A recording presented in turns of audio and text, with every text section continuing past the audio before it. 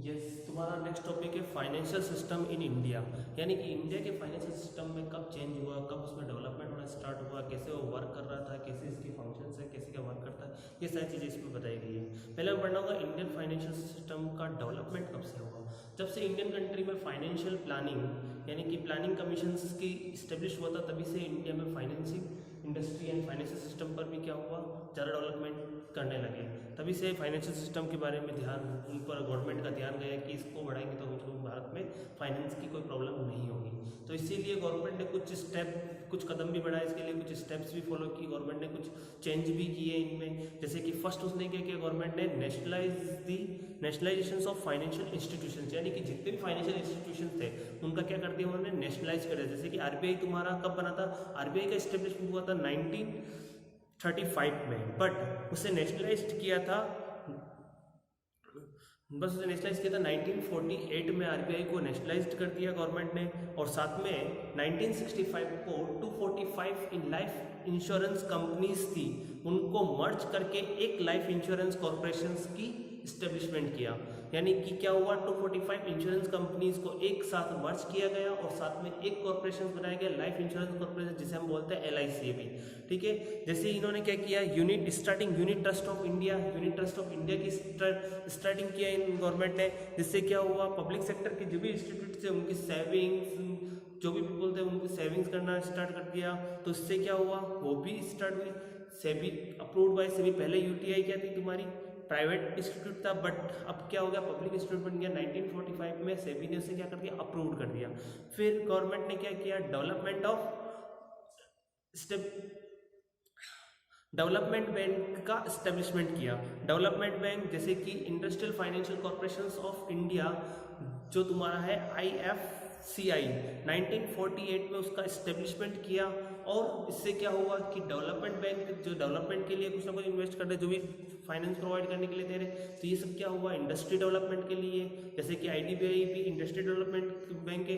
तो यहाँ पर क्या हो रहा है, डेवलपमेंट बैंक का उन्होंने एस्टेब्लिशमेंट करना स्टार्ट किया। फिर क्या किया, इंस्टीट्यूशंस ऑफ एग्रीकल्चरल फाइनेंस, यानी कि एग्रीकल्चरल यूनिट को फाइनेंस करने के लिए, फाइनेंसिंग करने के लिए कुछ इंस्टीट्यूट ओपन किए। जैसे कि RBI ने क्या किया, 1963 में agricultural refinance and development corporation, यानी कह सकते हैं ARDC की इस्टेब्लिशमेंट किया 1963 में। और फिर लास्ट उसने क्या किया, इंस्टीट्यूशंस ऑफ फॉरेन ट्रेड की इंस्टीट्यूशन को बढ़ाने के लिए एक्सिम बैंक की इस्टेब्लिशमेंट किया 1 जनवरी 1982 को। उसने क्या किया, एक्सिम बैंक की इस्टेब्लिशमेंट किया। और अगला क्या किया, प्रोवाइड रिफाइनेंसिंग फैसिलिटी प्रोवाइड की उन्होंने।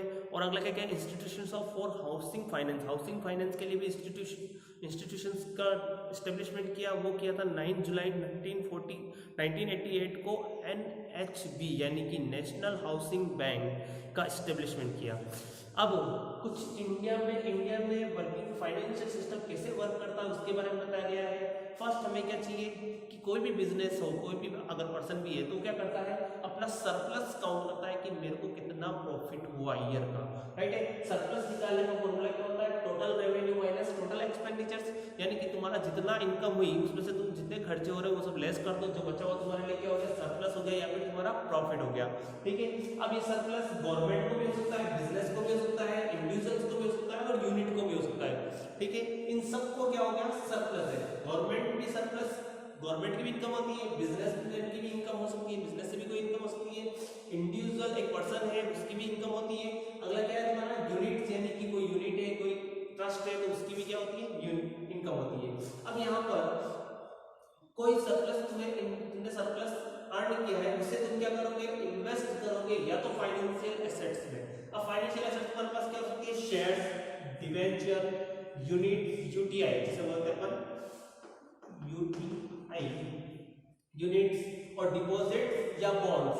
या फिर तुम इन्वेस्ट करोगे किसके थ्रू, डेवलप डिपॉजिट बॉन्ड्स लेकर के, इंश्योरेंस पॉलिसी में, पेंशन फंड में इन्वेस्ट कर सकते हो, या फिर तुम क्या कर सकते हो, UTI खरीद सकते हो। तो तुम्हारे पास दोनों ही ऑप्शन से, तुम चाहो तो यहाँ पर इन्वेस्ट या फिर इधर इन्वेस्ट करोगे। अब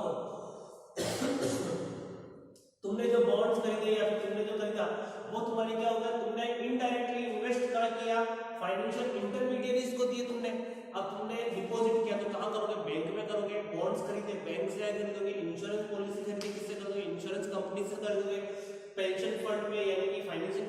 इसको दोगे तो यहाँ पर क्या होगा, तुमने इन्वेस्टमेंट इनडायरेक्टली कहाँ किया, बैंक में किया, इंश्योरेंस कंपनी में किया, फाइनेंशियल इंस्टीट्यूशंस में किया है, फॉरेन कंपनीज में किया या फिर म्यूचुअल फंड में किया है। यहाँ पर क्या हो गया, ये तुमने इनडायरेक्टली इन्वेस्ट किया। बट अगर तुम किसी कंट्री में कोई शेयर्स खरीदते हो, डिबेंचर खरीदते हो, UTI unit trust of India में इन्वेस्ट करते हो या डिपॉजिट या बॉन्ड में, तो तुम ये डायरेक्टली इन्वेस्ट कहाँ कर रहे हो, कैपिटल मार्केट या मनी मार्केट। दो ऑप्शन है तुम्हारे पास, फाइनेंशियल मार्केट में इन्वेस्ट कर रहे हो, फाइनेंशियल मार्केट में कैपिटल मार्केट होता है या फिर मनी मार्केट, सेकेंडरी मार्केट या प्राइमरी मार्केट, दो मार्केट होते हैं कैपिटल मार्केट में भी, और यहाँ पर क्या होगा, मनी मार्केट। अब तुम इनमें इन्वेस्ट करोगे। अब यहाँ पर क्या हुआ, चैनलाइज्ड इन्वेस्टमेंट, यानी कि चैनल के थ्रू क्या हो रहा है, तुमने फाइनेंशियल मार्केट में इन्वेस्ट किया बट वो जाकर के जा रहा है वापस डिफिसिट किसको मिल रहा है, दिया किसे जा रहा है, गवर्नमेंट को, बिजनेसमैन को या फिर इंडिविजुअल कंजप्शन को, इंडिविजुअल जिसकी रिक्वायरमेंट है वो वापस क्या कर रहा है, उससे ले रहा है। या फिर डायरेक्ट इन्वेस्टमेंट, अब banks, insurance company, financial institutions, financing companies, mutual funds, ये भी काम कर रही है, डायरेक्ट इन्वेस्टमेंट का कर रही है, किसी पर्सन की जिसकी रिक्वायरमेंट है उससे क्या कर रही है, पे कर रही है, उससे क्या ले रही है, रिटर्न ले रही है, इन्वेस्टमेंट उससे रिटर्न ले रही है, इंटरेस्ट पे रिसीव कर रही है। तो यहाँ पे क्या होगा, वो गवर्नमेंट को दे सकते हैं, बिजनेसमैन को दे सकते हैं या फिर इंडिविजुअल अपने कंजप्शन के अकॉर्डिंग क्या कर सकता है, उसे एज ए लोन टेक कर सकता है। तो ये सारी क्या है, इंडिया में अभी फाइनेंशियल सिस्टम कैसे वर्क कर रहा है वो पूरा एक चार्ट है। अब तुम समझ लो कि तुमने, अगर तुम फाइनेंशियल एसेट्स में बैंक में भी डिपॉजिट करते हो या शेयर मार्केट में डिपॉजिट कर रहे हो, तो इनडायरेक्टली वो क्या हो रहा है, घूम फिर के वापस तुम्हारे पास ही आ रहा है पैसा। ये तुम्हारा क्या हो गया, working of financial system in India. India में फाइनेंशियल सिस्टम कैसे वर्क करता है और फाइनेंशियल सिस्टम कैसे डेवलप हुआ इंडिया में, तो वो तो पता ही है। फर्स्ट क्या किया था, नेशनलाइज्ड किए थे सारे बैंकों को, फिर उन्होंने डेवलपमेंट बैंक का इस्टेब्लिशमेंट किया था, एग्रीकल्चर फाइनेंसिंग इंस्टीट्यूशंस की इस्टेब्लिशमेंट किया था, फिर क्या कहते हैं, institute of housing finance open किए थे उन्होंने, starting of unit trust of India establishment किए थे। ये सारी चीज करके क्या, इंडिया में भी इंडिया के फाइनेंशियल सिस्टम को समझ सकते हो। ओके।